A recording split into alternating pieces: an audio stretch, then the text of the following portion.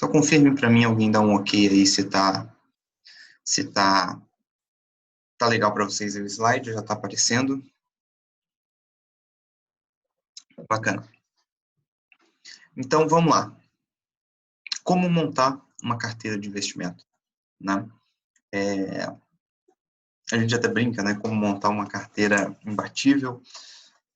Ou seja, na verdade, o que a gente quer dizer com isso é para fazer uma carteira que você tenha o máximo de proteção possível e, ao mesmo tempo, um bom potencial de valorização, né? Então, vamos lá. Primeiro passo, né? Entender os principais tipos de investimento e as suas características, né? Pouca gente realmente entende as características de cada um dos seus investimentos, né? Seja aí os diversos tipos de renda fixa e variável, e a gente vai falar de todas elas hoje, né? A gente também vai falar sobre algumas, sem matemática nem nada, mas algumas métricas que você pode utilizar para realmente otimizar aí o resultado do seu portfólio, né? E também é importante, além de entender, e a gente vai falar de cada um dos principais tipos de investimentos daqui a pouco, também definir a porcentagem de investimento em moeda estrangeira, né, em moeda forte. Não é uma coisa, obviamente, obrigatória, mas que eu considero importantíssimo. E num segundo passo, definindo os tipos de investimento que você vai fazer, como balancear a carteira para obter o melhor risco-retorno de acordo com o seu perfil, né? Como buscar aí o melhor resultado possível, né? Então, antes disso, antes de a gente ir para cada tipo de investimento e como juntar tudo, como montar a carteira, eu vou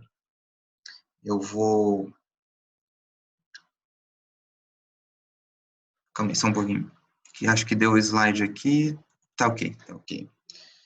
Então, antes de a gente juntar tudo, eu vou citar mostrar para vocês alguns conceitos importantes para que vocês possam entender, até tanto aqui na aula de hoje, quanto nos podcasts, nos materiais futuros que a gente vai fazer. É importante você entender algum desses conceitos para quando a gente citar, você entender eles, né? Talvez você já conheça alguns deles, talvez não. Eu vou, então, rapidamente passar por eles aqui. Então, vamos lá. Primeira coisa, conceito de drawdown, tá? O que é drawdown? Drawdown é o quanto cai a sua curva de capital em relação ao máximo que você já teve. Deixa eu dar um exemplo prático.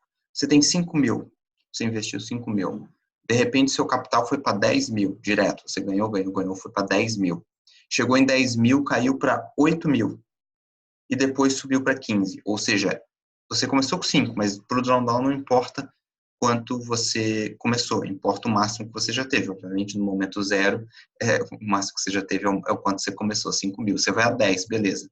De 10 você cai para 8, você chegou até 10, você caiu para 8. Você caiu 20%. 2 mil é 20% de 10 mil. E depois você foi para 15. Ou seja, durante essa valorização de 5 mil até 15 mil, você teve 20% de drawdown. Tá? Esse é um conceito bem simples, mas é algo importantíssimo aí na sua carteira de investimento. Por quê? Porque é muito difícil você tolerar um drawdown alto na sua carteira como um todo, no seu patrimônio como um todo. Você até tolera um drawdown alto numa parte do seu investimento, mas em todo o seu dinheiro, em todo o seu portfólio, é um pouco complicado, né? O CAGR, né, o Compound Annual Growth Rate, é o retorno médio anual, né? Por exemplo, você faz em média 15% ao ano, então o seu CAGR é 15%, tá? O Calmer Ratio é a rentabilidade média anual dividido pelo drawdown máximo histórico. Ou seja, digamos que você faz em média 15% ao ano, sua média de rentabilidade nos últimos 5 anos. Sendo que nesses 5 anos, vou usar números bem simples aqui, só para ficar bem didático. Em 4 anos, você teve um drawdown de 10%, em um ano você teve um drawdown de 20%, que foi seu pior drawdown. Ou seja, ele vai dividir o 15%, que é a sua média de rentabilidade anual, por 20%, que foi o seu drawdown máximo histórico. Não importa os menores, só importa o drawdown máximo, tá? E eu já vou mostrar na prática como que a gente aplica tudo isso aí. O Sharpe Ratio,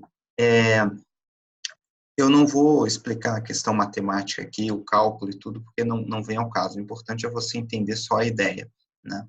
Quanto maior o Sharpe Ratio, melhor é a relação retorno versus drawdown. Então, deixa eu dar um exemplo prático para ficar bem simples aqui para vocês. Bem didático, né?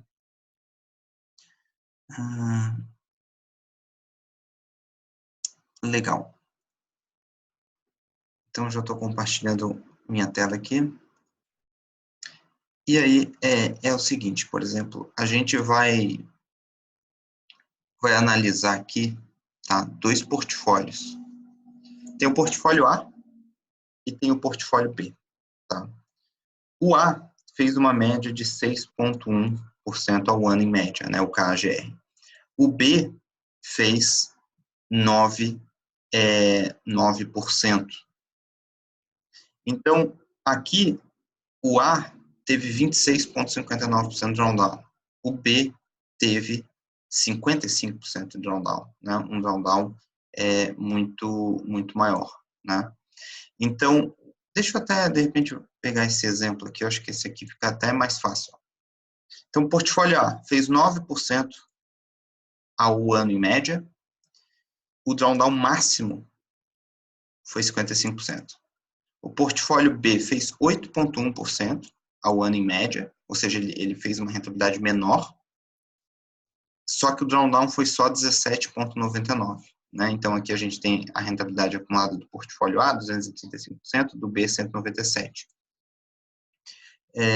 O que acontece é que o Sharpe Ratio, tu vê que o do B é maior do que o A, tá? Por quê? Porque, embora ele tenha uma rentabilidade um pouco menor, esse aqui só fez 17% do drawdown no pior momento. Esse aqui fez 55%, isso é várias vezes mais, né? Aproximadamente, a grosso modo, 3 vezes mais. Então, ou seja, o Sharpe Ratio do B é maior do que do A.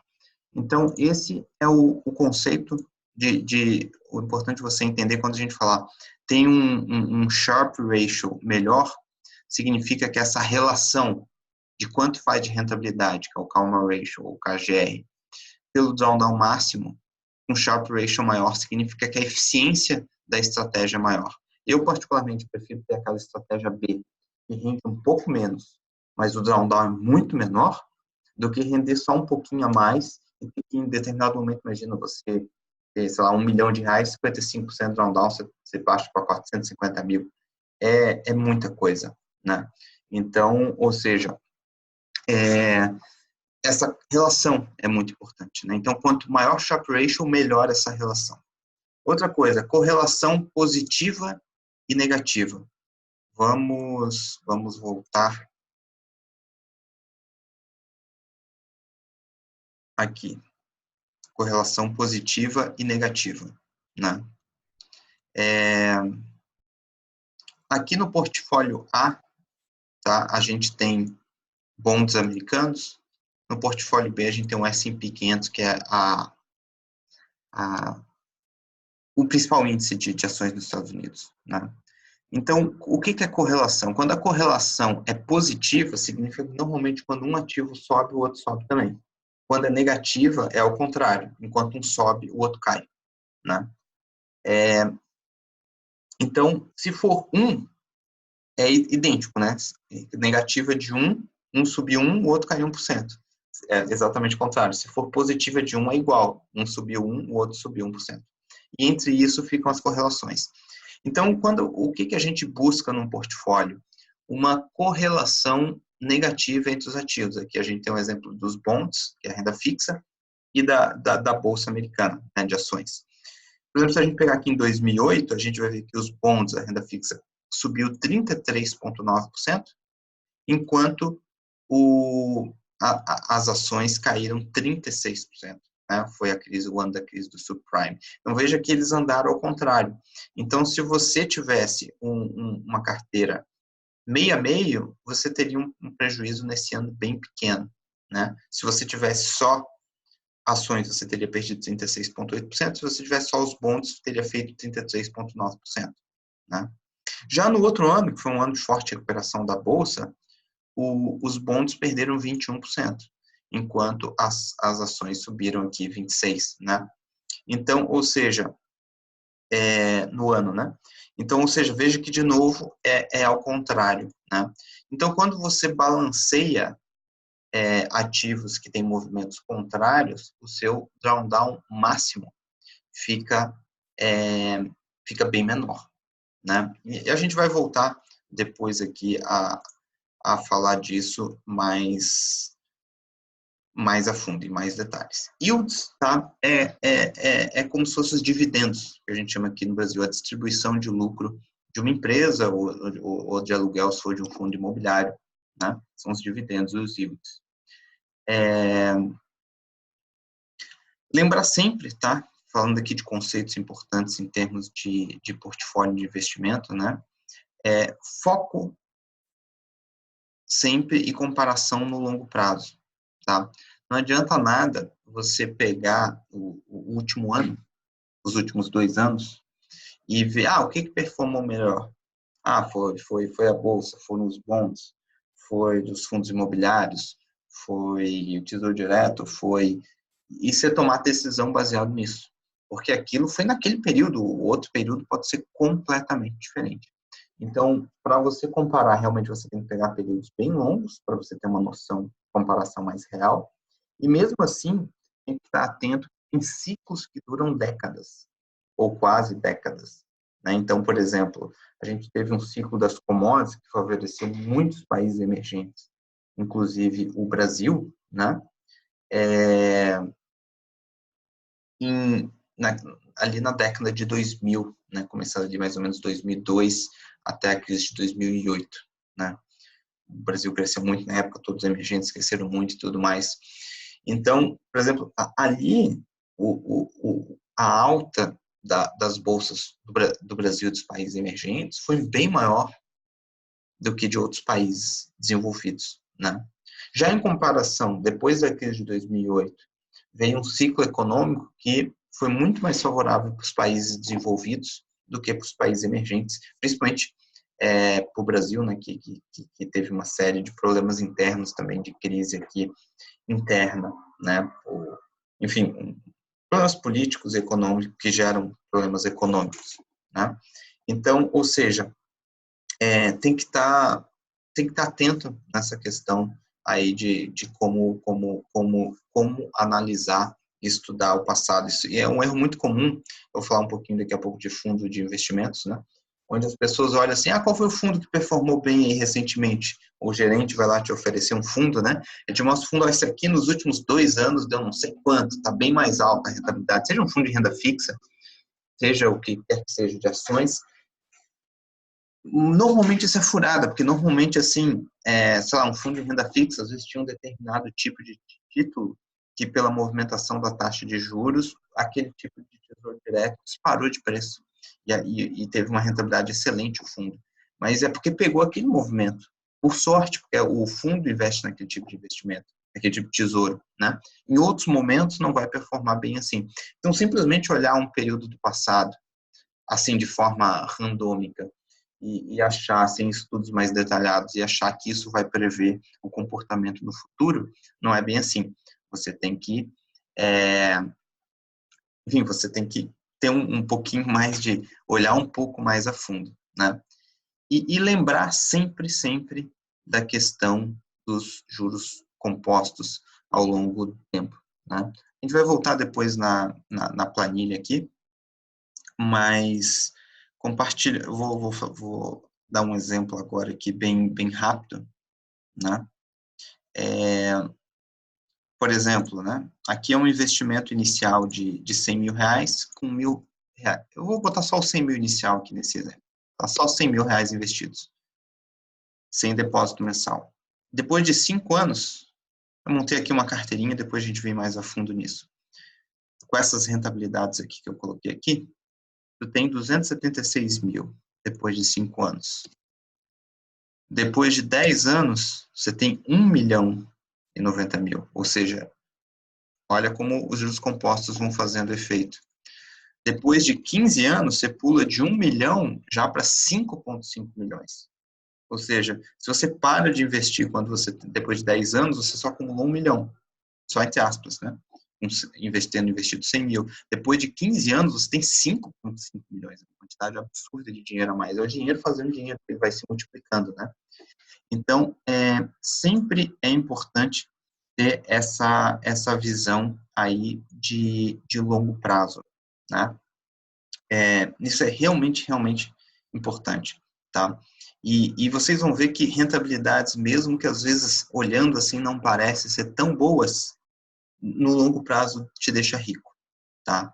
Então, eu sou extremamente a favor de buscar alta rentabilidade, mas você tem que pensar no seu portfólio. A gente vai falar mais em detalhes aí sobre isso ao longo aí de hoje à noite, né? Então, vamos lá. Então, a gente cobriu os principais conceitos, né? Então, vamos começar, digamos assim, a pensar no que você... vamos começar a falar mais sobre o que você tem que pensar para montar a sua carteira. Primeira coisa, isso aqui, claro, obviamente é na minha opinião, né? Não tem como eu falar da opinião dos outros, mas na minha opinião. Vamos lá, definição da porcentagem investir no exterior, se investir no exterior. Vamos lá, entenda os riscos de se investir apenas no Brasil. O Brasil é um país emergente, que historicamente apresenta uma grande quantidade de crises e incertezas.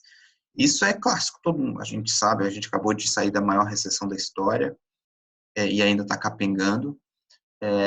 Não foi a primeira crise, nem vai ser a última. E todos os países do mundo passam por crise, mas os países emergentes, os países ainda não desenvolvidos, os países em desenvolvimento, como é o caso do Brasil, e o caso do Brasil ainda é um país crítico, porque ele está piorando, né, com essa crise econômica toda, ele não está em desenvolvimento no sentido de que ainda não é desenvolvido, mas está cada ano melhor, não. Recentemente tem piorado, né? Ou seja, é um país que tem muito problema econômico, político, tem um problema seríssimo de educação, a maior parte da população tem baixíssimo nível de educação, então você não tem como salvar isso do dia para a noite, tem como melhorar no médio e longo prazo, mas você não tem como pegar um país como o Brasil, com as características que ele tem, com a pobreza que ele tem, com a falta de educação que ele tem, achar que simplesmente vai virar uma Suíça do dia para a noite. Não tem como, né? Então, se crise acontece em qualquer lugar do mundo, imagina num país emergente, num país ainda em desenvolvimento, que tem muita coisa para chegar como um país desenvolvido, no Brasil. É constante, né? Então, para quem está aqui, é importantíssimo ter parte do capital fora do Brasil, na minha opinião, em moeda forte. Hoje, a principal moeda é o dólar, claramente pode mudar, mas ter em moeda forte, né? Então, eu falei, tem essa questão a gente vai falar de algumas diferenças na prática de economias desenvolvidas e não desenvolvidas como a do Brasil, né? A diferença entre moeda forte e moeda exótica, moeda forte são as moedas que são reserva no mundo, né? Reserva de capital. Dólar, o iene japonês, o franco suíço, até o euro, apesar de todos os problemas da União Europeia. Então, ou seja, são moedas que são reserva. O Brasil, a moeda real brasileira, assim como a maioria dos países emergentes, são consideradas moedas exóticas, esse é o termo que se usa lá fora. Ou seja, são moedas de alto risco, que ninguém confia, porque ninguém confia de fato nesse país. As pessoas até investem aqui quando vêm oportunidades, e existem oportunidades aqui de fato, né? Mas eles vêm com um alto grau de risco, que é verdade, né? Então, essa é a visão dos estrangeiros sobre os mercados emergentes, né?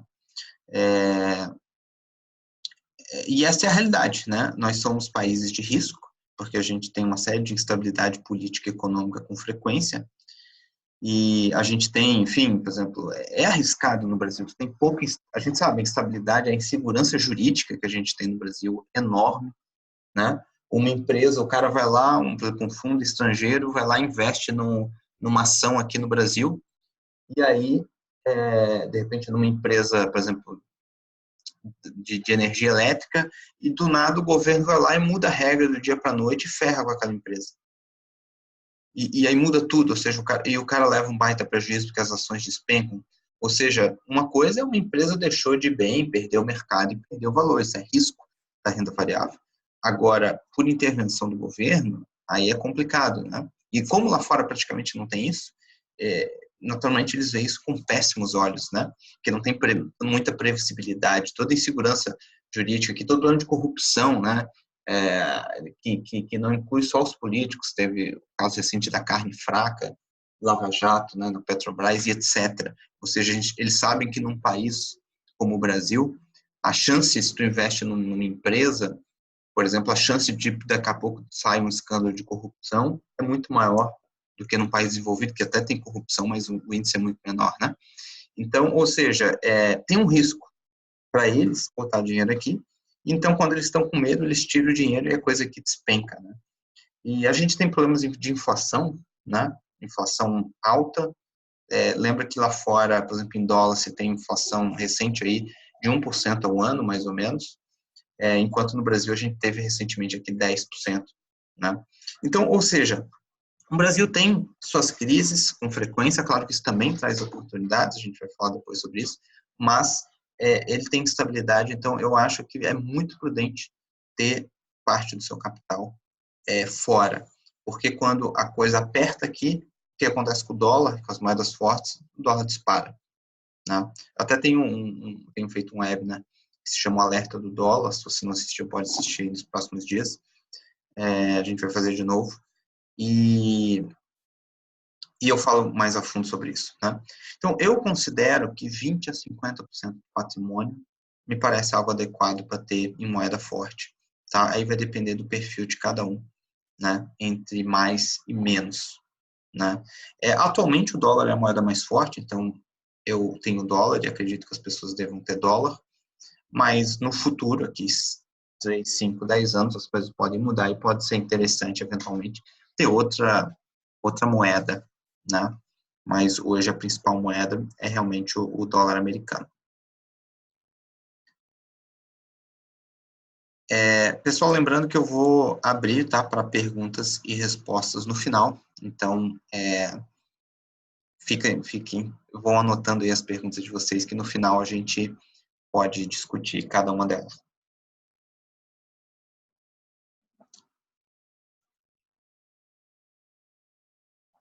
Então vamos lá, debater outro tema antes de a gente entrar em cada investimento. Investimento ativo versus passivo, né?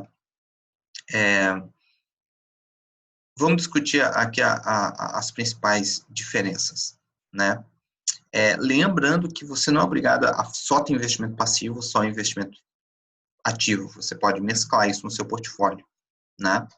E a escolha depende muito do nível de conhecimento, dedicação, tempo de acompanhamento e perfil do investidor. Então vamos lá, investimento passivo. O que seria um investimento passivo, né? Por exemplo, tu vai lá e compra um título do Tesouro Direto que vence em 2035, compra e leva até o vencimento. Isso é passivo, você comprou uma vez, você deixa lá e pronto, né? Você compra uma ação por longo prazo, ou compra um ETF que tem um índice da ação, das ações, né, por longo prazo. Isso é investimento passivo, você compra lá e deixa por longo prazo, ou seja, você não está ativamente, não significa que você nunca vai vender aquilo, nunca vai, mas você não está, pelo menos, ativamente operando aquilo, né?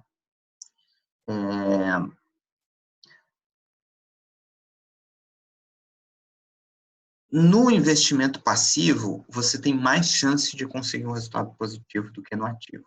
No seguinte sentido, que se não houvesse lá uma terceira guerra mundial, um problema totalmente absurdo, totalmente fora do comum, que acabe com a economia como ela funciona no mundo, você comprar títulos de renda fixa, a tendência é que você vai ser pago por aquilo, né? Você está emprestando dinheiro para um governo, para uma empresa, enfim.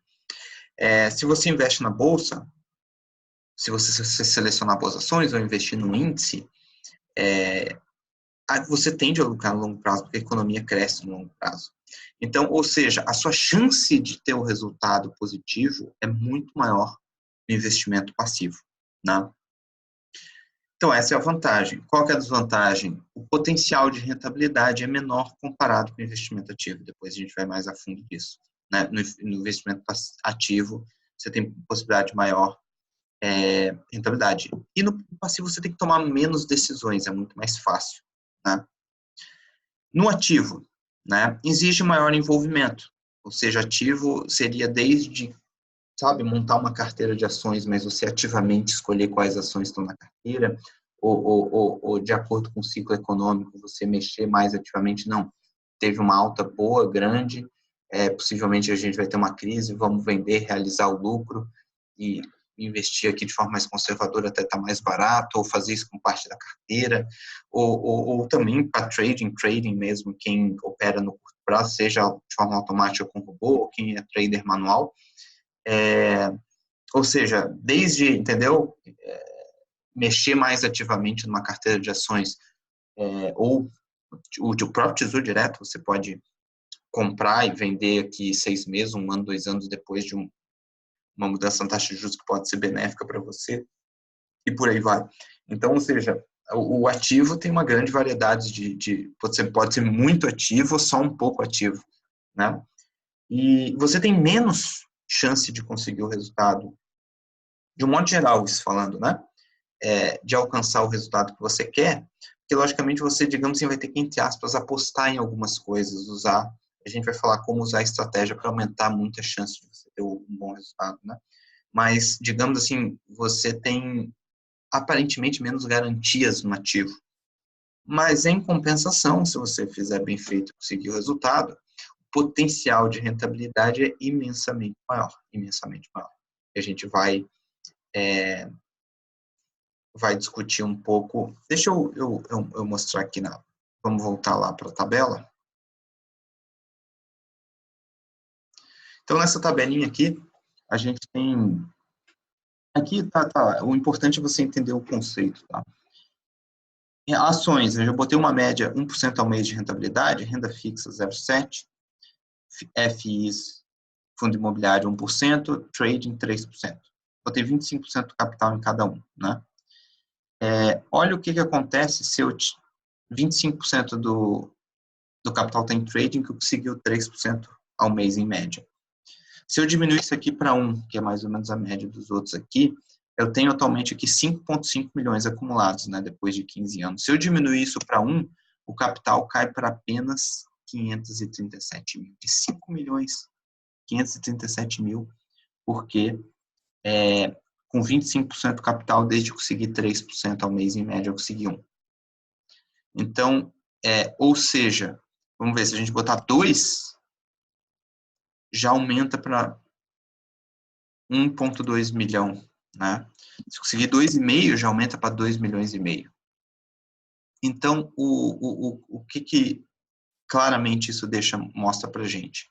Por isso que eu acredito muito que vale a pena parte do seu capital você investir mais ativamente e buscar uma rentabilidade maior, porque a diferença no montante final ao longo do prazo dos juros compostos é gigantesca. Então, vale a pena você dedicar um tempo para você aprender sobre investimentos, né? Porque investir de forma ativa sem conhecimento, a chance, por isso que a chance de você não atingir o resultado é muito grande, né?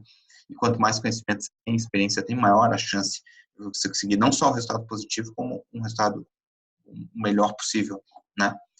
Então, ou seja, é extremamente interessante você buscar maiores rentabilidades. Vale muito a pena ser um investidor ativo também, né? Então, vamos lá. Agora, tem basicamente 2 categorias principais de investimento, né? Renda fixa, que não necessariamente é fixa, e renda variável.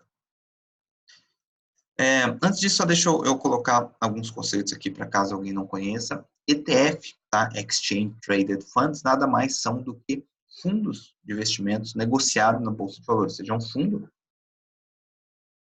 de investimento, ou seja, que junta dinheiro de várias pessoas e compra os ativos, negociado em bolsa. Você pode, desde você aplicar lá no banco e botar no fundo, você compra o fundo na bolsa e vende ele. Ele é negociado, tem uma cotação dele, varia o preço, é negociado diariamente, né? Normalmente, a maioria dos ETFs possuem critérios fixos pré-definidos de seleção de ativos, ou seja, um investimento passivo, muitas vezes através de índice, né? Então, por exemplo, o índice S&P 500 são as 500 maiores empresas americanas de valor de mercado, e aí ele dá um peso para cada empresa de acordo com o valor de mercado, ou seja, é um cálculo pré-definido, aquilo de tempo em tempo é recalculado, ou seja, é uma coisa automática, não tem um gestor lá pensando e escolhendo ações, né? Tem a mesma coisa, tem o BOVA11 aqui, né, que é o ETF do índice Bovespa aqui no Brasil, né? Uma coisa que ainda não tem aqui no Brasil, pelo menos com liquidez, por exemplo, ETF de renda fixa, ou ETF de... Nos Estados Unidos, na Bolsa de Nova York, vai ter ETF de absolutamente tudo que tu imaginar no mundo. De renda fixa, de renda variável, aí o fundo de ETF de ações do Brasil, da China, da Nigéria, de onde praticamente dos principais países do mundo. Você vai ter de moedas, você vai ter de commodity, você vai ter de tudo, praticamente tudo que você quiser investir no mundo, você consegue investir através de ETF. No Brasil, a gente tem poucas opções, né? Tem alguns ETFs, tem o Divo, né, que investe em ações, tem um índice lá com ações pagadoras de dividendos, enfim, tem algumas outras opções, mas realmente são poucas ainda, enquanto lá fora a gente tem uma quantidade estratosférica aí de opções, né? Falando um pouquinho também do fundo de investimento clássico, né? Aquele fundo que você investe lá no banco e tal, na corretora. Existem bons fundos de investimento, tá? Isso é um fato, né? Mas a maioria são ruins, né? E a maioria das pessoas que vendem fundo de investimento, elas não entendem nada de fundo, elas só simplesmente ganham taxa de administração ali, querem te empurrar um fundo mais clássico que isso. Olha como isso foi bem ano passado, olha como é complicado, né? No caso de índices, normalmente os ETFs têm a taxa de administração do ETF normalmente é baixíssima. Então, além da liquidez, a vontade de comprar e vender, aquela coisa toda ali, imediata, você tem uma taxa de administração muito mais baixa para você carregar aquilo no longo prazo, né? Os ETFs têm a vantagem fiscal, né? Ele é tecnicamente uma ação. Então, ou seja, aqui no Brasil você pode vender até 20 mil no mês que você não paga imposto, mesmo tendo lucro, né?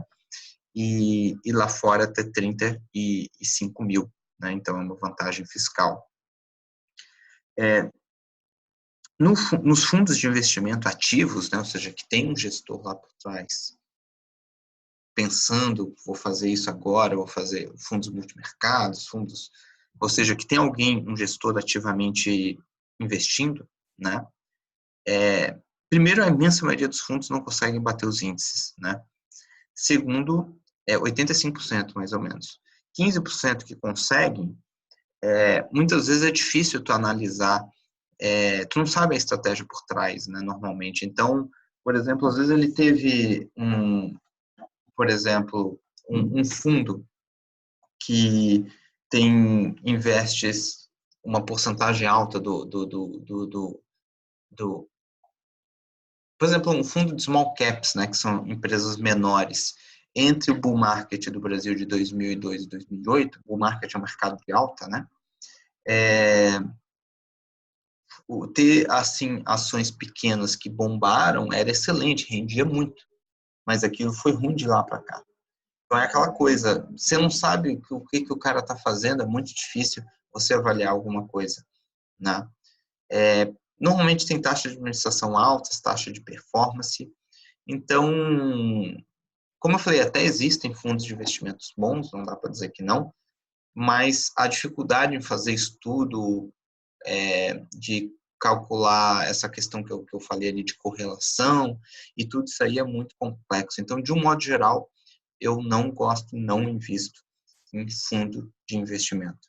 Eu acho que vale a pena você ter o conhecimento para você tomar as decisões por si só. Então, dito isso, vamos entrar na questão do fazer um comentário para entender um pouco mais cada tipo de investimento.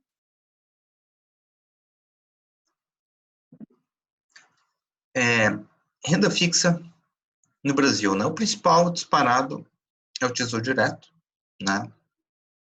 É o seguinte, o Tesouro Direto, né? Sempre quando é um título governamental, o que acontece? É praticamente impossível você ter um default, né? Ou seja, não te pagarem aquilo. Por quê? Se faltar dinheiro para pagar em moeda local, o governo simplesmente vai lá, imprime o dinheiro e te paga. O problema é que se ele faz isso, a inflação explode, mas ele te dá o calote é muito difícil, entendeu? Basicamente, qual que é o problema da renda fixa? É quando você tem um caos econômico, né? Enquanto a economia está estável, é muito tranquilo e muito seguro, né? A renda fixa. Quando você tem um descontrole, por exemplo, não vou nem falar da Venezuela, que não, a Venezuela não foi um descontrole, a economia acabou, né? Porque é o caso da Argentina, que foi um descontrole maior do que a gente teve aqui no Brasil.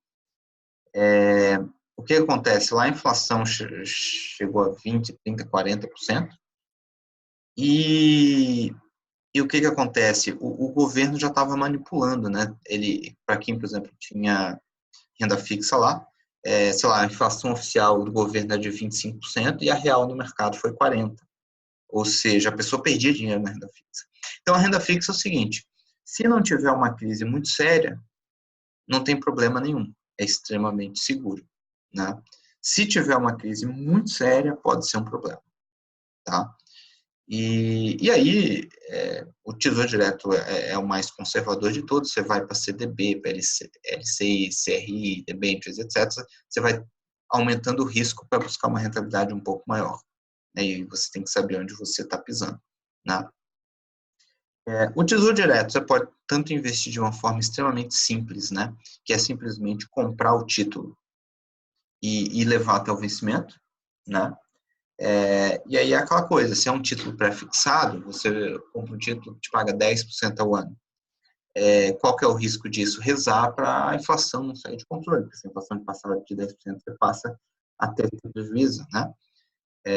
Se você compra por isso que o pré-fixado é mais arriscado, né? Se você compra um atrelado à inflação, desde que a inflação continue sendo verdadeira, ou seja, não seja uma crise absurda onde comece um monte de mentirada do governo e tudo mais, está tranquilo também, você está protegido. Né?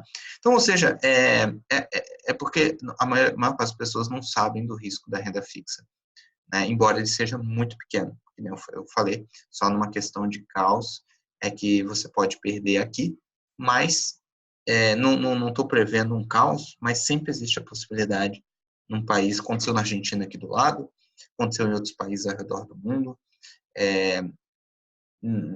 pode ser que aconteça um dia aqui também, de novo, né? Para quem é mais velho, já pegou inflações completamente descontroladas aqui no Brasil, né? Não no passado tão lá atrás assim, né? Então, muitos de vocês aí já devem ter passado por situações que eu não particularmente, né, por causa da minha idade, não cheguei a viver isso na pele, né? Meus pais passaram, né? Então, é isso aí. Lembrando que o Tesouro Direto também dá para, entre aspas, para quem tem um conhecimento mais aprofundado, entre aspas, operar o Tesouro Direto. Ou seja, você compra um título, de acordo com, enfim, fazendo uma série de análises de curva de juros, entre uma série de outros fatores, e você tem a possibilidade desse título se valorizar. E aí, desde você levar até o vencimento e receber o que foi acordado, simplesmente, você já vende antecipadamente esse título com um certo lucro. Né? E aí, com isso, você disponibiliza o capital para investir de outra forma, em pior das hipóteses, você pode carregar ele até o fim e receber o combinado. Né? Então, tem formas também mais inteligentes, mais dinâmicas de se investir, inclusive no Tesouro Direto. Então, basicamente, acho que são as principais características aí do, da renda fixa nacional. Na renda fixa internacional, tem os bonds de governo, que são os tesouros, assim como o Tesouro Direto aqui, cada país tem o seu, né? Tem os bonds de empresa, que seria algo mais no estilo de debentures, tem bond de crédito imobiliário, que seria equivalente mais parecido com LCI, CRI e por aí vai, né? Tem bond de tudo, qualquer coisa. E funcionam, de certa forma, como funciona no Brasil, os riscos são os mesmos, a diferença é que nos países desenvolvidos tende-se a ter um juros menor, mas você tende a ter mais segurança. E para a gente, quem está no Brasil e quem vive em real, né, como os bonds lá fora já estão cotados, por exemplo, em dólar, né, você compra um título em dólar que te paga, sei lá, 5% ao ano. Vai render 5% ao ano em dólar. Quando a gente tem inflação no Brasil e inflação baixa lá fora, o que acontece com o dólar? Sobe. Então, você teria não só a valorização do dólar, como a valorização do dinheiro em dólar. Né? Porque só ter dólar e não render em dólar não é tão inteligente, é muito mais fácil, muito mais interessante você ter dinheiro em dólar e render em dólar, né? E você tanto pode comprar os bonds diretamente, inclusive, por exemplo, não só, por exemplo, o Brasil emite dólar, bond em dólar, né, para estrangeiro. Paga aí na faixa de 7, 8% ao ano em dólar, né?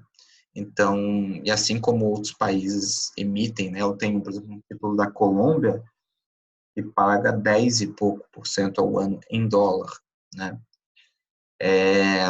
Então, você pode comprar diretamente os títulos, e aí mesma coisa do Tesouro Direto, você pode carregar até o vencimento e receber o pagamento acordado, ou você pode vender de acordo com a oscilação do título antes do vencimento, né?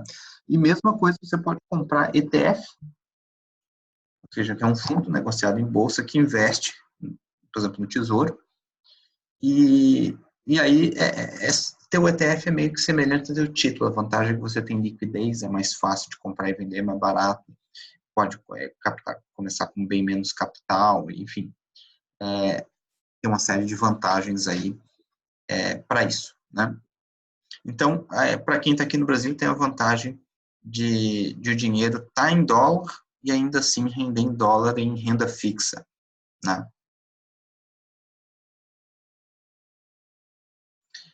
Ações Brasil, né? Ações aqui na Bovespa. Você pode comprar ações de boas empresas, se você souber fazer a seleção, ou um índice para longo prazo, né? Seja o índice Bovespa, o índice de small caps, enfim, de dividendos. Tem um bom potencial de lucro no longo prazo, de um modo geral, isso é uma característica das bolsas, né? Vai depender de ciclo econômico, vai depender das características políticas e econômicas de cada país, né? No caso aqui do Brasil, recentemente, para o longo prazo tem sido muito ruim a rentabilidade acumulada ao longo dos anos da bolsa, porque por uma série de crises a coisa não anda. Mas, por outro lado, também, óbvio, que em determinados momentos a bolsa caiu muito. Quem soube comprar barato num bom momento, nessas oscilações você pode lucrar, né? Ou seja, o investidor mais ativo pode aproveitar, ter oportunidades. Para o investidor bem de longo prazo, tem sido, se o cara não comprou num momento bom, barato, tem sido ruim, né? Então, o que acontece? Por um lado, é ruim que é muito susceptível a todas as crises que a gente tem aqui no Brasil, né? E as crises internacionais que afetam o Brasil.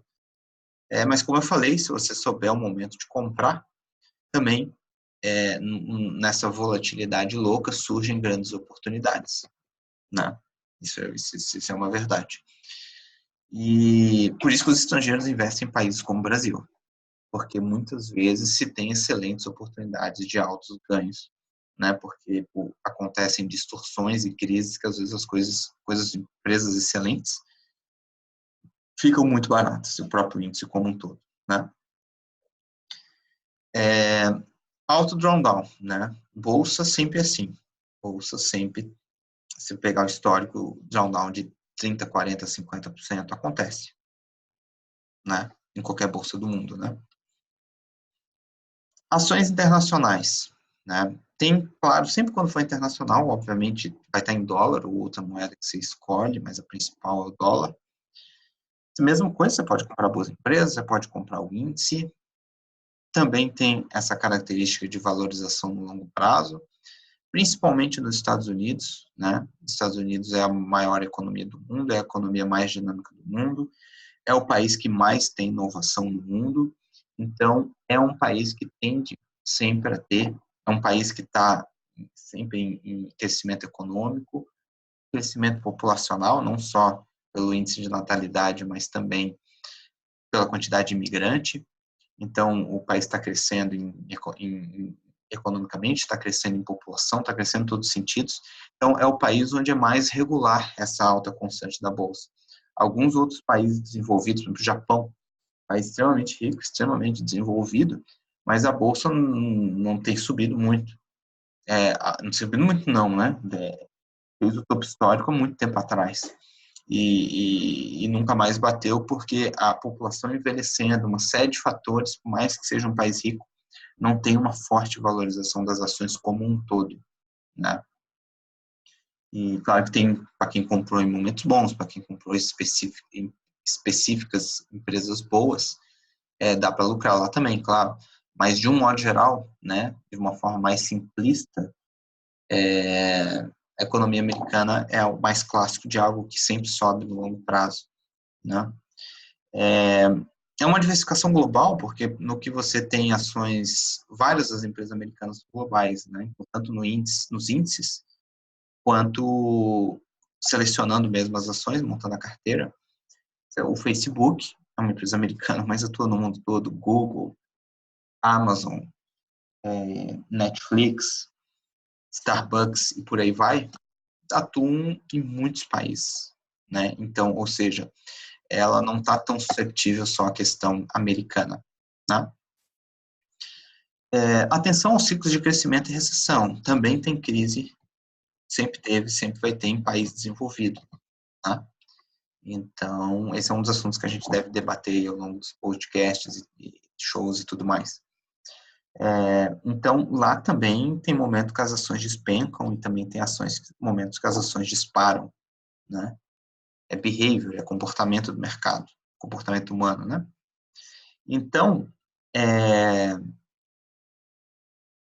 você tem que estar atento a isso, porque você investir num final de tendência de alta, de ciclo econômico, é meio perigoso, porque tanto você pode rapidamente fazer um drawdown grande quando vier uma crise, quanto a sua média, se você compra perto de um topo, aí cai, até recuperar e passar de novo, nesse período todo você pode ficar negativo, e mesmo depois você fica positivo, a sua rentabilidade média ao longo dos anos pode ser bem baixa, né? Por mais que positiva.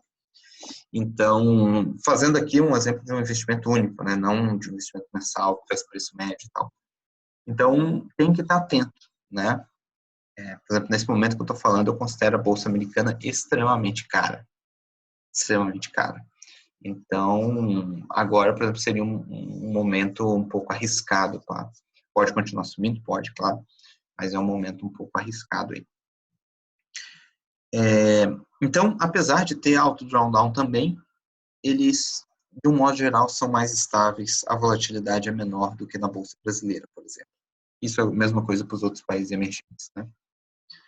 Sendo que também investindo lá de fora, você pode comprar ETF, não só você pode comprar ações de qualquer país do mundo, mas também ETFs que têm índices de China, de Brasil, ou de países emergentes como um todo, e não um país único, de ação global, enfim, de Europa, de Irlanda, de Dinamarca específico, enfim, você pode montar como você quiser, né? Fundos imobiliários.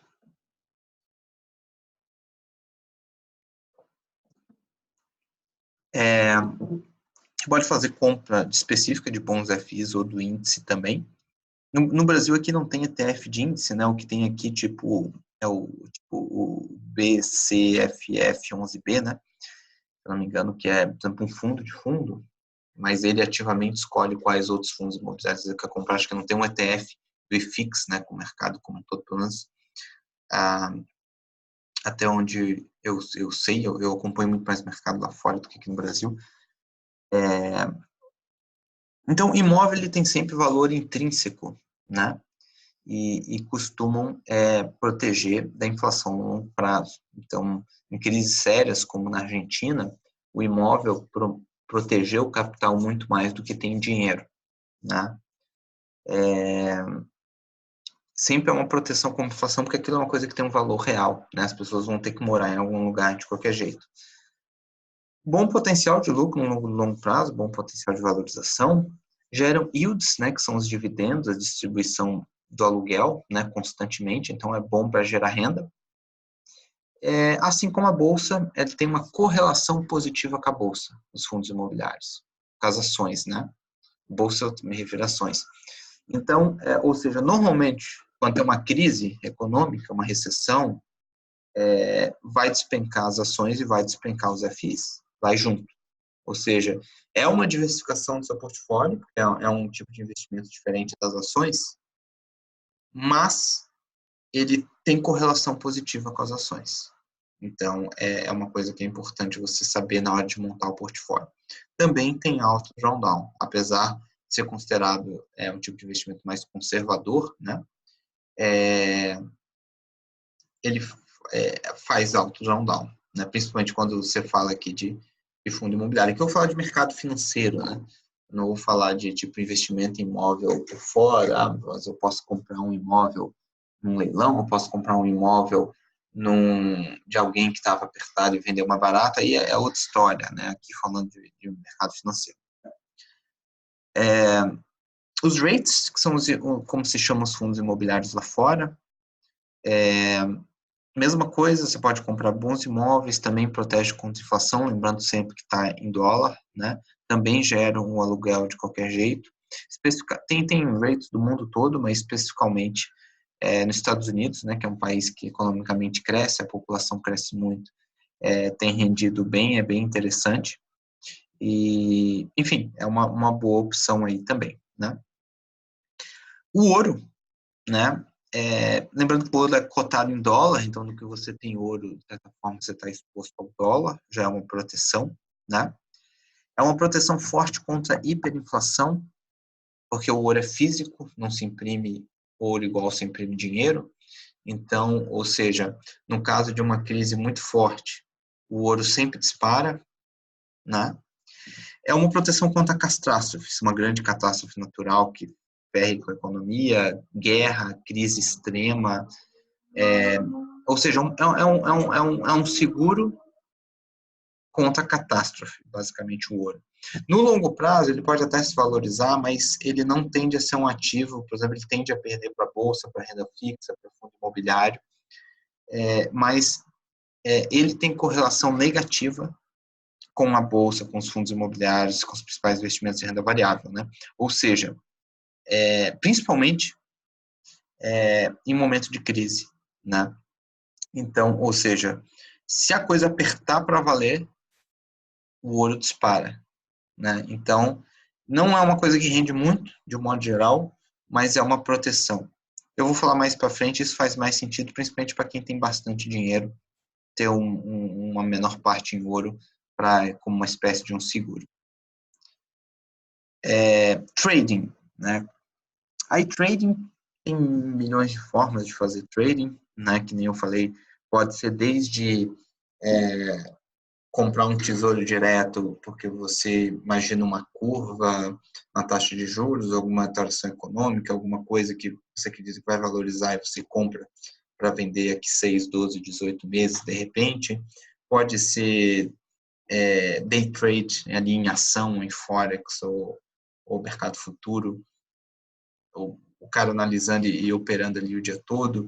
Pode ser feito com robôs, né, como eu faço muito no mercado de forex, é automatizado, mas o robô opera ali basicamente day trade e o swing trade no curtíssimo prazo. Pode-se operar opções, pode-se operar ETF com análise técnica, com análise fundamentalista, pode-se operar criptomoeda, né, através dos CFDs. Enfim, trading dá para fazer de trocentas mil formas, né? É um investimento ativo, de certa forma. desde extremamente ativo a um pouco ativo. E como a gente já falou, o investimento ativo, ou seja, o trading, é onde está o maior disparado potencial de rentabilidade. Mas também, como a gente já conversou, é o tipo de investimento que mais demanda em termos de conhecimento, né?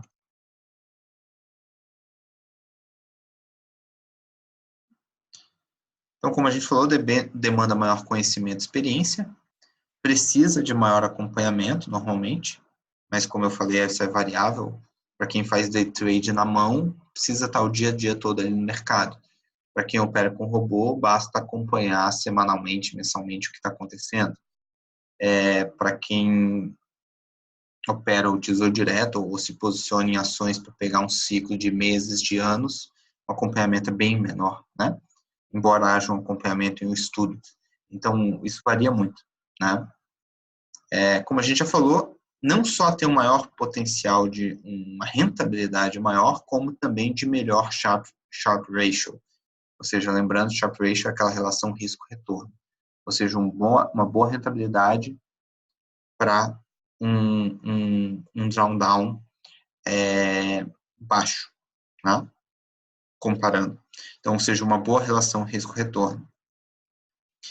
E pode se descolar dos ciclos econômicos, ou seja, ter uma correlação negativa. Se você opera trading forex com robôs, de um modo geral, o resultado disso vai depender do desempenho da sua estratégia, dos seus robôs que você escolheu rodar. Não vai ter nada a ver, de um modo geral, com se a bolsa está em alta, se está em baixa, se os bonds estão subindo ou estão caindo, o que está acontecendo com os fundos imobiliários ou com o ouro. Né? Ou seja, ele tende a ter uma correlação negativa, o que para o portfólio é ótimo. E vou comentar aqui o que eu chamei, entre aspas, de pequenas apostas, que seriam investimentos de altíssimo risco ou não consolidados, que você, acho que nada impede de o que o pessoal chama de dinheiro de pinga, né? Você pegar um dinheiro, você está disposto a perder aquele dinheiro completamente, e a zero, né? Se não der certo, mas fazer uma aposta, porque eventualmente aquilo pode dar muito certo, né? Então, por exemplo, eu classifico aí as criptomoedas. As criptomoedas estão longe de ser uma unanimidade, estão longe de ainda ocupar um lugar no mercado financeiro onde não, as criptomoedas são importantes para o mercado, têm um valor intrínseco, não. As pessoas às vezes confundem uma coisa, é o blockchain. O blockchain veio para ficar. Outra coisa são as criptomoedas, que é uma forma de blockchain, né? Então, ou seja, ninguém sabe, pode ser que as criptomoedas vinguem ou não, haja regulação no futuro ou não, pode dar certo, pode não dar, mas não é um investimento, é uma aposta, não dá para saber o que vai acontecer. Então, tudo bem, se você quer apostar um pouco, um pedaço do seu capital, vai lá, aposta, vai por risco, não tem problema. Mas considere isso como uma pequena aposta, né? Coloca uma parte bem pequena do seu capital, se você quiser fazer. Aposta, deu certo, ótimo, não deu, paciência. É um dinheiro que não vai fazer falta. E aí dá para fazer isso com opções, dá para fazer isso com ações de centavos, né? Dá para fazer com qualquer investimento aí de altíssimo risco. Vale lembrar, tá, que é sempre bom ter uma estratégia, tá? É sempre bom ter uma estratégia. Então, para cada tipo de investimento que você for fazer, sempre defina antes quais serão as estratégias utilizadas e quais os objetivos de rentabilidade e previsão de drawdown. Tá? Se você pega o histórico do índice Bovespa, você vai ter lá um histórico, vai ter uma noção, não vai ser idêntico ao passado, mas você vai ter uma noção de possibilidade de rentabilidade, você vai ter uma noção de drawdown máximo, e assim vai para todos os investimentos, né? Muda de tempos em tempos, principalmente a renda fixa já pagou mais no Brasil, hoje paga menos, e assim vai, né?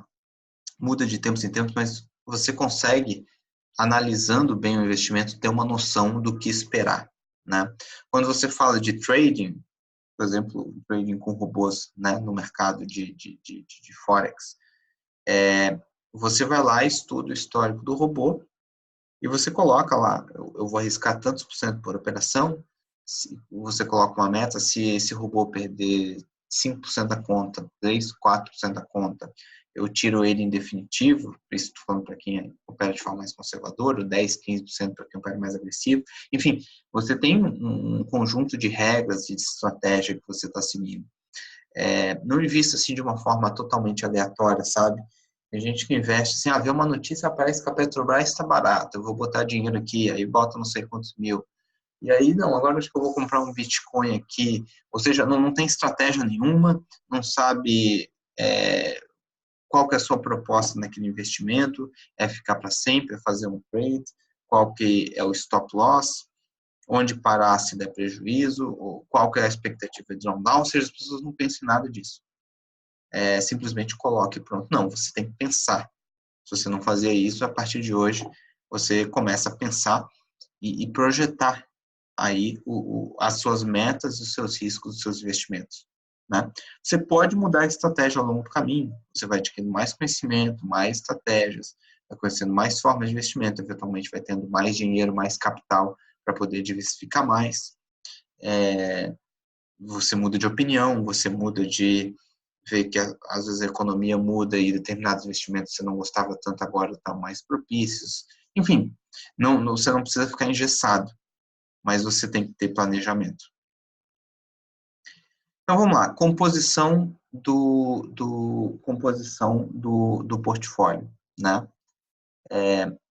Primeira coisa, avaliar a correlação entre as moedas base, né? Por exemplo, real e dólar, do que você tem no Brasil e no que você tem fora. Por quê? Por exemplo, quem tem 50% do capital fora, por exemplo, se quiser investir dos 50% que tem aqui no Brasil, 25%, 30% na Bolsa, está tranquilo, de certa forma. Por quê? O dólar já tem correlação negativa, ou seja, inversa à da Bolsa. Se der uma crise aqui e as suas ações despencarem, a tendência é que o dólar vai disparar. Então, você vai ter um equilíbrio no seu portfólio. Né?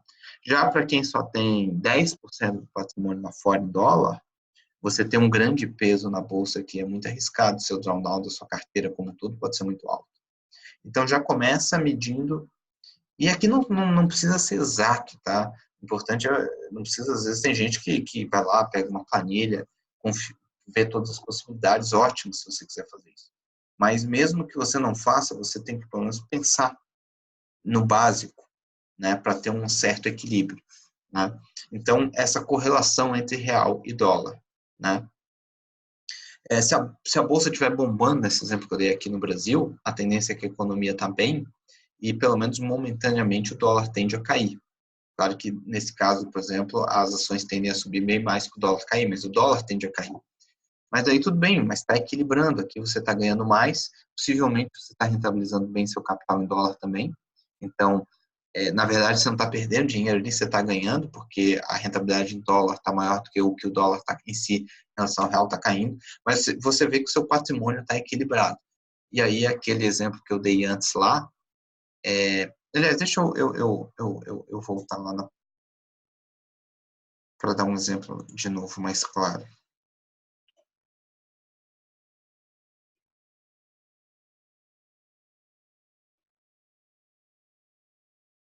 Então, aqui, ó, a gente tem um portfólio A, tá, que é só o S&P 500, tá? Principal índice da Bolsa Americana. E o portfólio B, ele tem 65% em bonds e 35% no S&P 500, né? Então, o que a gente vê aqui nesse caso, né? A rentabilidade média anual do S&P foi 9% nesse período aqui. A rentabilidade de 65% bonds e 35% S&P deu 8,1% ao ano. Deu menor, quase 1% ao ano menor. O que ao longo de anos, por exemplo, aqui acumulou está aqui, na verdade. Um acumulou 235%, o outro 197%. Beleza. Mas é essa questão que eu falei da correlação, né? O drawdown, só no S&P 500, chegou a 55,2%. Ou seja, aquilo que eu falei, imagina, você tem 1 milhão e de repente você tem 6 meses depois, você tem 450 mil. Ninguém aguenta, é desesperador, né?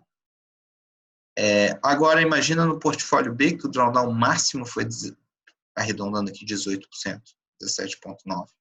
Né? É algo tolerável, né? É desagradável, mas é tolerável. Por que isso? Porque a gente tem, nesse portfólio, 65% bonds e 35% de S&P. Então, lembra que em 2008, enquanto o S&P caiu 36%, os bonds subiram 33%. Então, ou seja, o portfólio, por exemplo, aqui em 2008, o Sol, quem tinha só S&P, fechou menos 36%. Quem tinha bonds mais S&P, fechou mais 9%, nessa proporção ali de 65, 35, entendeu? Ou seja, o drawdown aqui, foi nesse período aqui, 2008, 2009, que foi de 17%. Ou seja, o drawdown é muito menor. Tudo bem, aqui eu tive mais rentabilidade, acumulei mais, eu fiz 235% ao invés de 197%. Tá, mas e esse momento aqui, você vai aguentar esse ferro aqui? As chances são que depois de cair 30%, 40%, você já está desesperado, você liga a TV e parece que o mundo vai acabar, a economia mundial vai acabar, você vende tudo porque você não aguenta mais levar prejuízo e depois cai mais um pouco, mas depois volta a subir forte e você não pega, você perdeu dinheiro de fato. Né? Então, é importantíssimo você manejar o seu portfólio e buscar a melhor correlação, o melhor Sharpe Ratio. Né?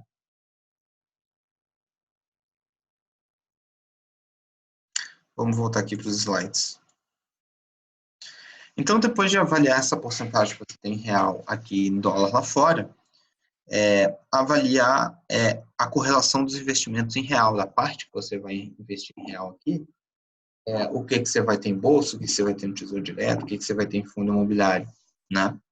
São os principais formas, né? Ou uma parte para trading, que se você opera aqui no Brasil, também.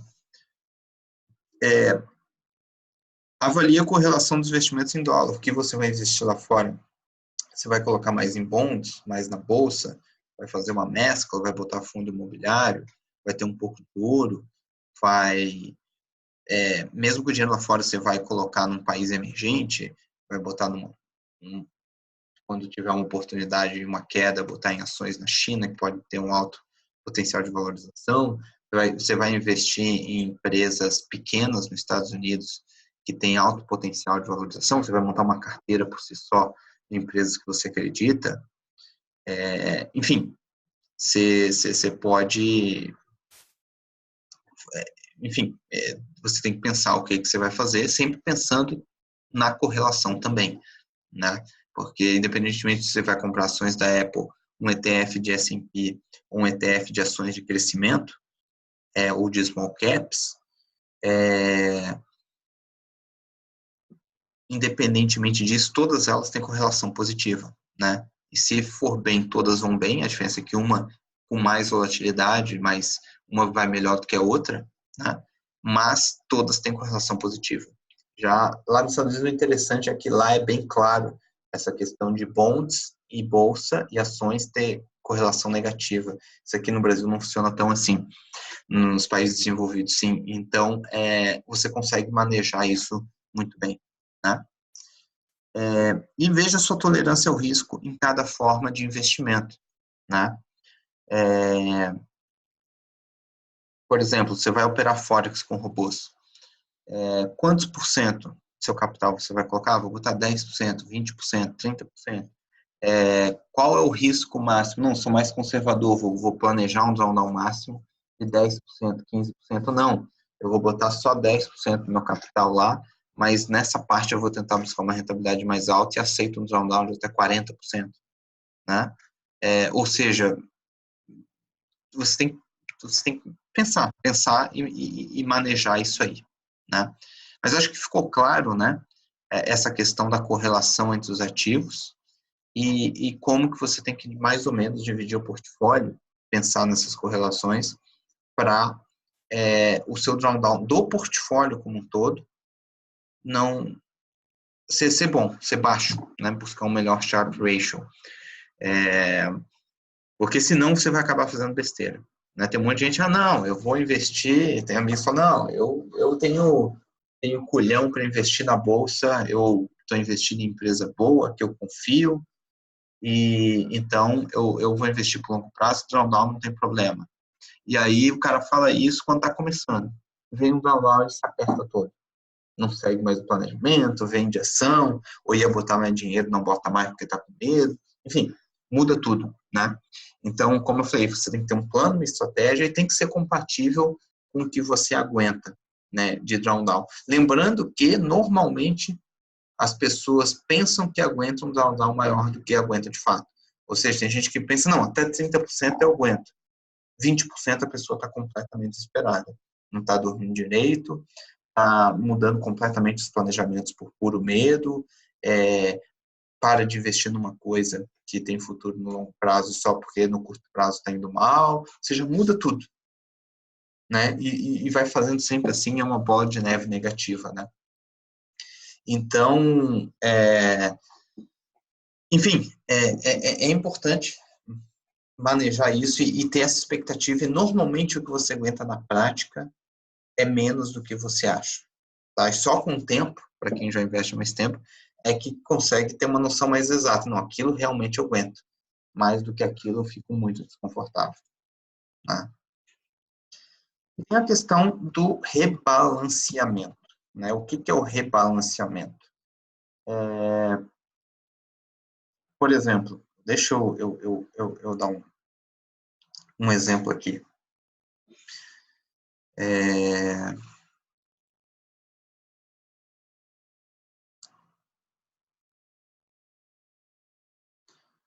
Aqui é o exemplo daquela carteira, um lado é só S&P, o outro tem bonds e S&P. Vamos fazer buy and hold, ou seja, o resultado dela sem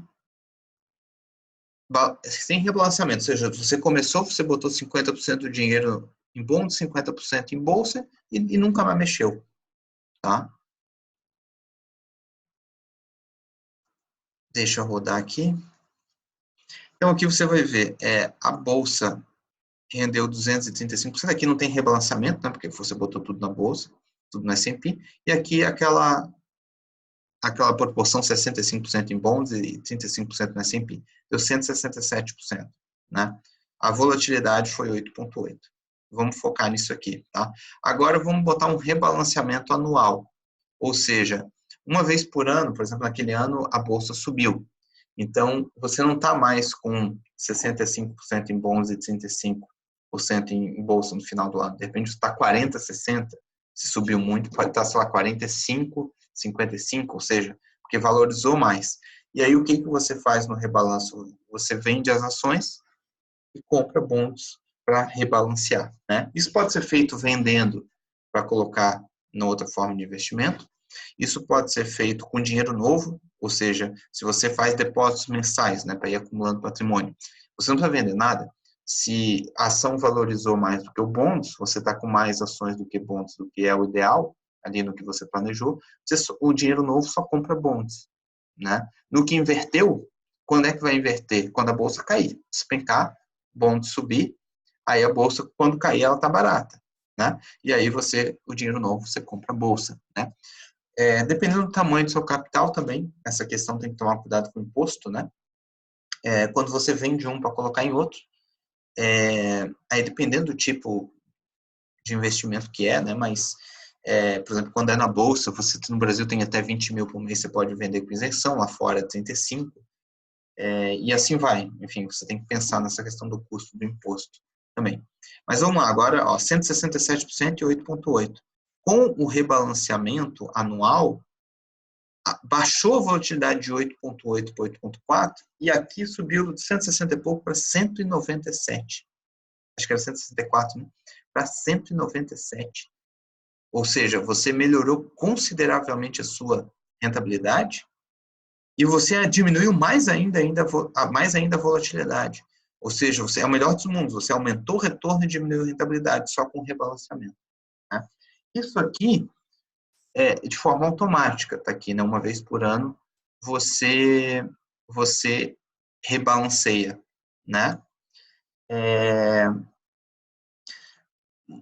Mas você pode usar, por exemplo, o time para melhorar isso muito, entendeu? Por exemplo, se você acompanha o básico de macroeconomia e, por exemplo, você entende, puta, agora, para quem, estou usando esse exemplo que é bem clássico, mas claro que também dá para fazer a mesma coisa aqui no Brasil, de a Bolsa Americana está caríssima, né?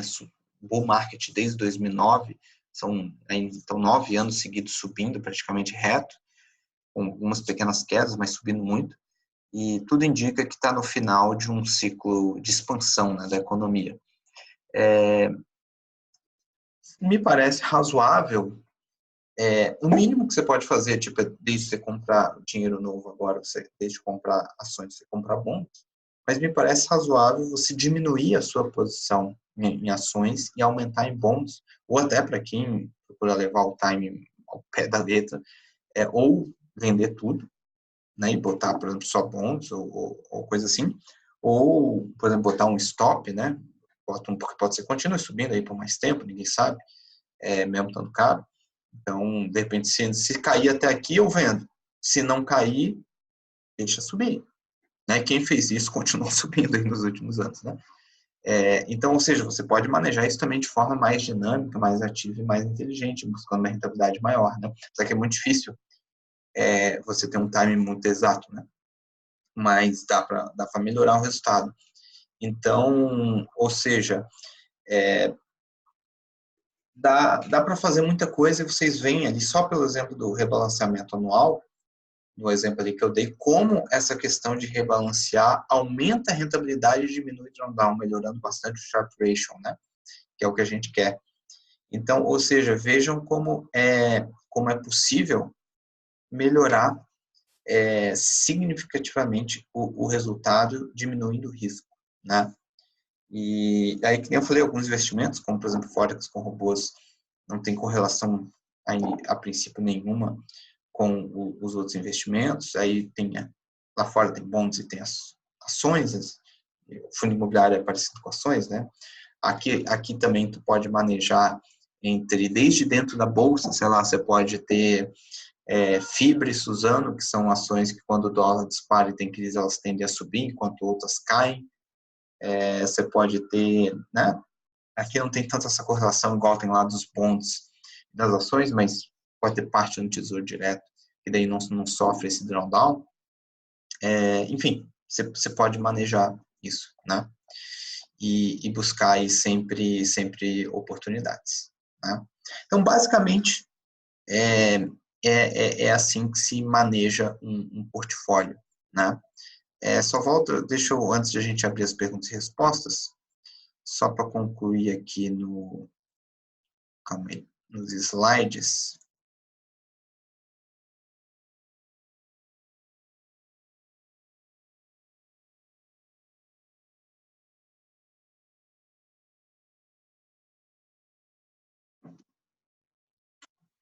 Portfólio para capital pequeno, né? Quem tem pouco capital ou está começando do zero agora, você não consegue montar um portfólio desse todo diversificado, né? Na minha opinião, tá? Quem tem pouco capital pode ter mais risco, assumir mais risco para tentar retorno maior. Até porque se você até porque é o seguinte, se você não arriscar, e a gente já vai voltar lá para a planilha, e você tiver uma rentabilidade muito baixa, com pouco investimento, você não vai conseguir alcançar a independência financeira, ou seja, você não vai conseguir viver dos seus investimentos, né? Então, quem tem capital menor, na minha opinião, tem que arriscar mais, não tem jeito, e também tem como diversificar menos. Paciência, não é o ideal, mas é o que você tem que fazer o melhor com o que você tem nas mãos, né? E você tem que buscar mais conhecimento para buscar essa maior rentabilidade, porque senão também as chances são de que você não vai conseguir, né? Então, ou seja, é o que eu penso sobre quem está começando do zero para quem tem um capital pequeno. E para quem tem um capital grande, aí é o contrário. Quem já tem um capital de 1 milhão, de 5 milhões, principalmente quanto maior, obviamente, o capital, menos risco você quer correr. porque você já tem muito dinheiro mesmo. Então, você não precisa mais de uma rentabilidade tão alta. Você quer primeiro manter e segundo ir devagarinho aumentando sem muito risco, sem muito susto esse patrimônio, né? Então, você vai ter uma diversificação bem maior, ou seja, tem essa questão do que tem no Brasil, do que tem fora. Lá fora você pode ter bons, pode ter ações, pode ter fundo imobiliário, pode ter ouro. Ouro, nesse caso, faz muito sentido ter uma parte em ouro. Se tiver uma catástrofe, uma coisa maior, o ouro simplesmente dispara e ajuda a segurar a sua carteira. Enfim, diversifica aqui no Brasil, você consegue diversificar muito mais, né? Você não precisa se arriscar tanto.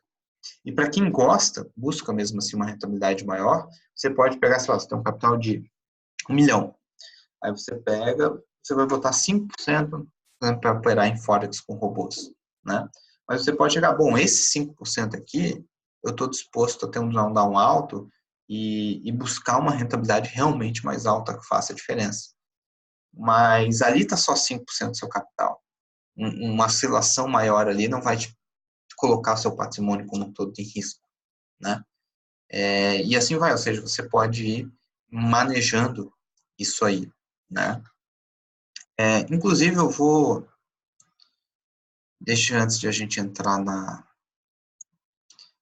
na questão da planilha aí para as perguntas e respostas, bastante gente perguntando da questão de ver preço, acompanhar o mercado internacional e tudo mais.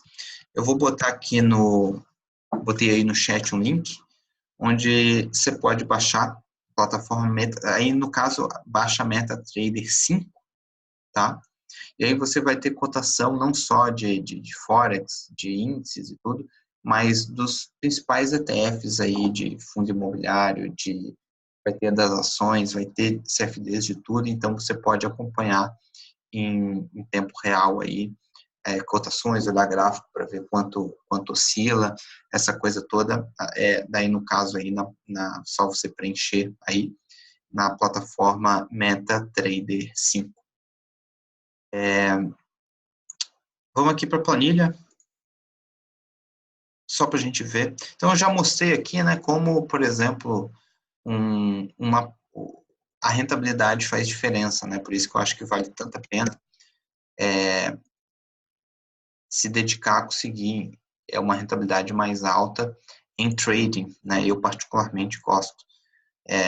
Acho a melhor forma de fazer isso com robôs, porque apesar de ser um trading bem ativo, porque o robô opera quase que diariamente, mas ele opera para você, né? Então, mesmo que você tenha pouco tempo de acompanhamento, você consegue fazer isso de forma bem ativa. Mas, claro que dá para fazer de outras formas também. Então, vamos lá. Por exemplo, para quem tem um capital pequeno, né? 10 mil reais iniciais, tá? Aqui eu vou botar como moeda única, tá? Tem parte em real, parte em dólar, enfim. O importante aqui é entender o conceito. E digamos que você tenha condições de investir 500 reais por mês, tá? Todos os meses. Nessa distribuição, por exemplo, numa distribuição aqui de 1% e 0,7%, você já dá uma rentabilidade total um pouco menos de 1% ao mês. Depois de 15 anos, você só acumula 285 mil. Né? E aqui nem tirou a inflação ainda. Então, assim, se você tirar a inflação, por exemplo, você tirar 0,4 ao mês da rentabilidade de cada um aqui, que você vai acumular esses 280 mil, só que ele vai ter um valor de compra bem menor aqui, 15 anos, né? Se você tirar daqui, ó, 0,4 de cada um, desde um você tem 0,6, você chega ao valor que vai ser aqueles 280 mil, tipo, vai ter aproximadamente aí um poder de compra de hoje, que seria de 177. Então, para você ter uma noção do seu poder de compra, fazendo praticamente 1% ao mês, você vai acumular com o valor de compra de hoje 177 mil, como se fosse 177 mil hoje. Né?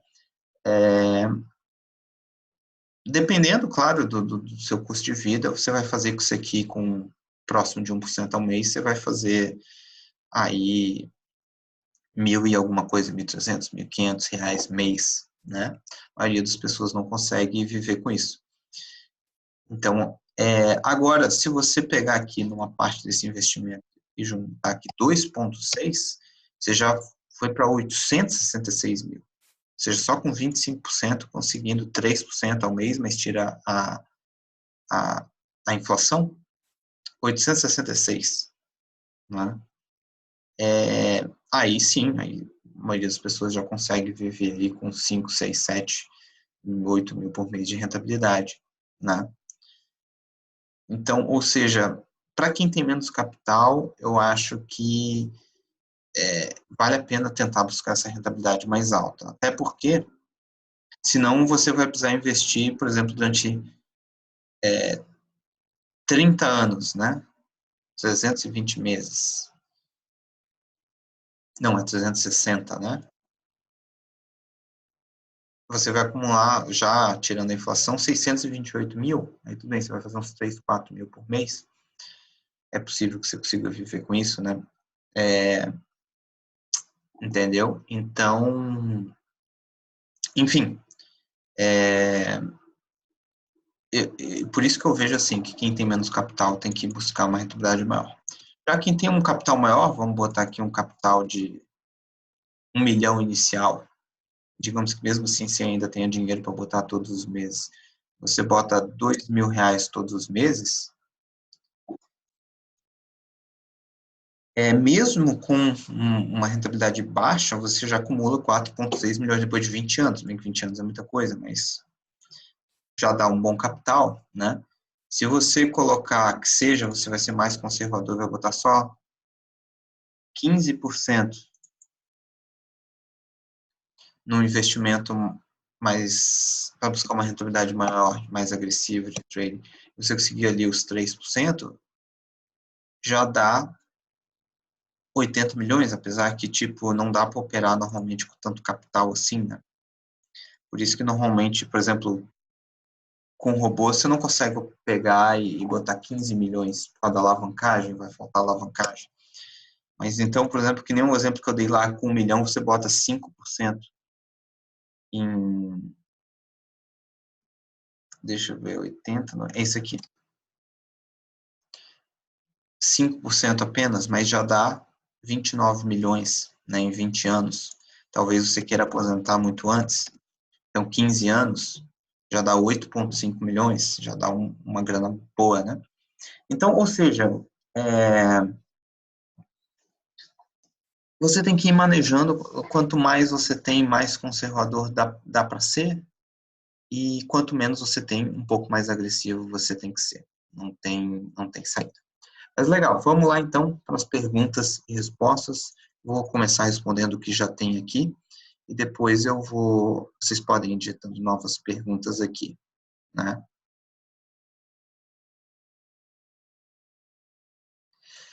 Marcelo, ouro e bolsa de valores dos Estados Unidos. Qual a correlação, né? Uma coisa até que a gente consegue puxar agora aqui rapidamente. Deixa eu puxar aqui, eu já compartilho tela.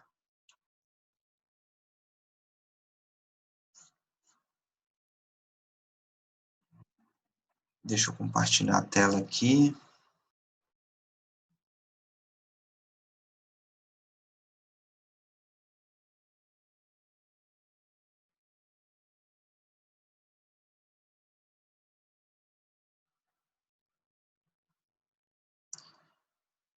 Então, a gente vê aqui, é uma correlação de mais 0,4, né?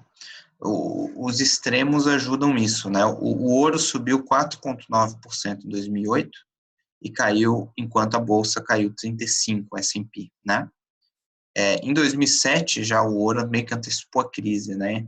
Em 2007, enquanto a bolsa ainda teve 5% de alta, ele subiu 30%. Então, ou seja, tem ano que os dois têm alta, mas tem ano que funciona muito bem, ó.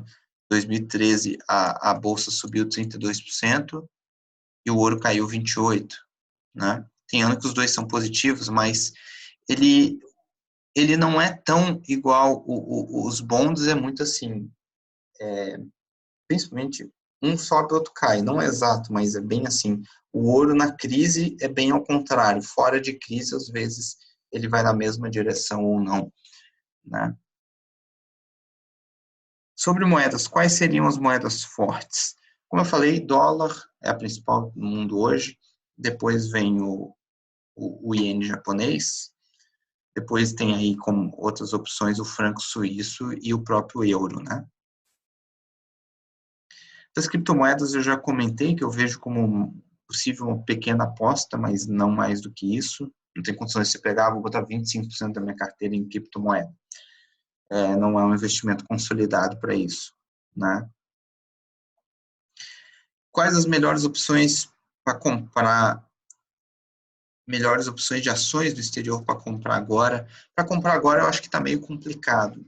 Agora é mais interessante, por exemplo, eu acho comprar bonds ou até comprar ouro, porque depois de tanto tempo de expansão, são grandes chances de a qualquer momento ter uma crise, seja que 6, 12, 18 meses. Você compra bonds, ele tende a render pouco e tal, mas se explodir uma crise, ele dispara, e você pode ter um bom ganho, e aí depois desse bom ganho, você ainda pode vender para comprar ações barato, né? E se não explodir uma crise, a tendência é que pelo menos um pouco ele valorize, né? Então, ou seja, é uma simetria interessante, né?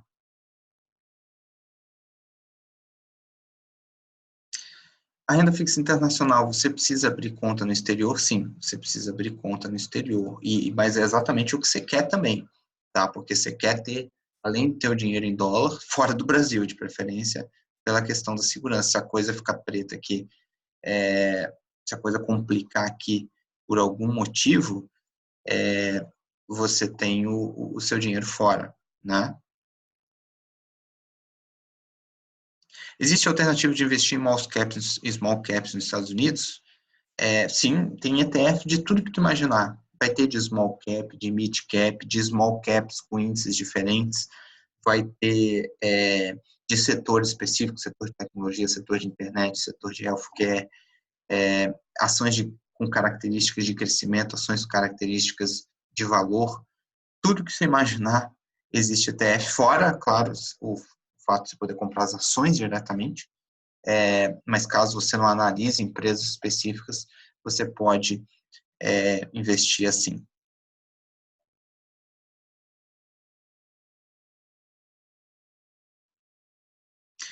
Existe alguma relação do mercado americano agora com juros em bonds lá e a situação do Brasil agora, já que o dinheiro dos investidores sai daqui? Então, agora, é claro que ninguém tem como prever com certeza preço de qualquer ativo, né? Mas hoje existe uma tendência mais forte de o dólar continuar subindo em relação a todas as moedas e principalmente aos emergentes, né? Então, ou seja, os juros dos Estados Unidos provavelmente vai continuar subindo. Só isso por si só já é motivo para o dólar subir em relação ao real. E aí tem a questão aí das tarifas e também favorece o dólar. E tem a questão que se explodir mesmo uma crise, uma recessão dos Estados Unidos, cíclica, né, após esse ciclo todo de alta, isso faz com que na crise o dinheiro vai para os Estados Unidos, tá? O dinheiro vai para o dólar. O pessoal tira dinheiro dos países de risco e bota em dólar. Então, principalmente em treasuries, né, nos bonds americanos, então o dólar sobe. Então, ou seja, os fatores externos, a princípio, todos favorecem o dólar. E o do Brasil depende da eleição, né? Se tiver, eu falo isso no webinar do Alerta Dólar, né? Se tiver um candidato pró-reforma, basicamente, com alguma chance, a gente só tem um Alckmin que tem mais ou menos aí 7% nas pesquisas, é o único candidato pró-reforma. Todos os outros, mais ou menos, mas não são realmente pró-reforma. Isso não é muito benéfico para a economia brasileira, né? Independentemente de questão de opinião política, né?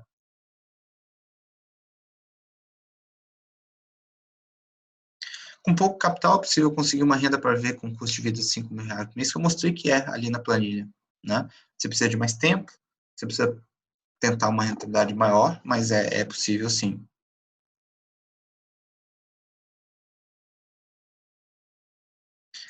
Você fala de trading forex, é possível pagar para alguém fazer para você? Só se você tiver alguma pessoa de confiança para, você pode colocar, por exemplo, para fazer o nosso treinamento e a pessoa aplicar na prática a metodologia, né? mas o ideal é que você faça, até porque não exige um acompanhamento, não é você que opera, é o robô, né? Claro que você tem que adquirir o conhecimento, entender como é que funciona, escolher os robôs que você quer de acordo com o seu perfil, mas depois que você tem o conhecimento, você tem que acompanhar, mas não toma tanto tempo assim, eu acho que vale a pena aí. A não ser que você tenha alguém realmente de confiança para fazer isso para você e tomar as decisões por você, né? Legal, pessoal, acho que foram aqui as principais perguntas, né? Qualquer dúvida também, vocês podem mandar um e-mail para atendimento@investidordosucesso.com.br. Espero que vocês tenham gostado aí do conteúdo, que tenha somado para vocês, que isso ajude vocês aí a construir o patrimônio de vocês da melhor forma possível, independentemente se você está começando do zero, você já começou da forma certa, ou se você já tem um patrimônio, como tocar isso, né?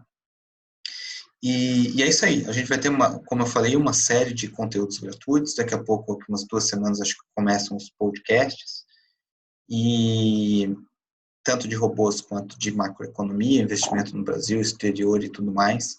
Também vão vir uma série de novos treinamentos, tá? Vai ter treinamento de ETF, para investir lá fora, para quem é investidor mais passivo, né? Vai ter treinamento aí para quem é mais ativo, tanto em renda fixa, Brasil e exterior, fundo imobiliário e rates, Brasil e exterior, ações, Brasil e exterior, global, né?